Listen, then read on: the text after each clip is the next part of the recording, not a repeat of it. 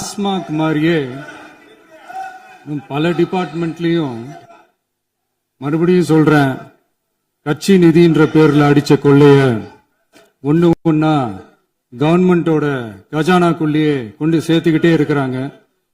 இப்பவும் சொல்றேன், மக்கள் பணத்துல இருந்து ஒரு பைசா கூட தொடமாட்டோம், தொடவும் விடமாட்டோம், தொட்டா விடமாட்டோம், இதுக்கு முன்னாடி தொட்டவங்களையும் விடமாட்டோம்.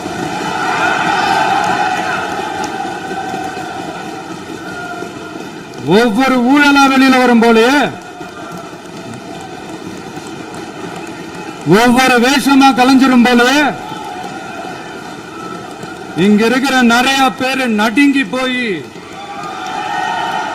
இதுல நம்ம மேல அவதூறு வேற. இப்ப புதுசா ஒரு வெப்பன் ஒண்ணு கொண்டு வந்திருக்காங்க. அது என்ன தெரியுமா?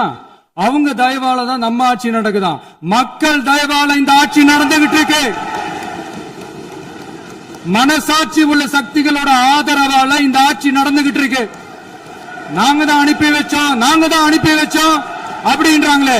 அனுப்பி வச்சவங்களுக்கு மினிஸ்ட்ரியில இடம் கொடுத்தா ஏன் கதறீங்க? ஏன் இவ்வளவு கோவம்? ஏன் இவ்வளவு கதறல்?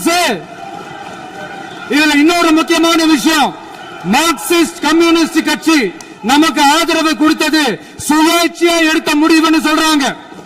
அதே மாதிரி இந்திய கம்யூனிஸ்ட் கட்சி நமக்கு ஆதரவு கொடுத்தது சுயேட்சையா எடுத்த முடிவுன்னு சொல்றாங்க. இதுல எங்க இருந்து நாங்க தான் அனுப்பி வச்சோம்னா புரியலையே.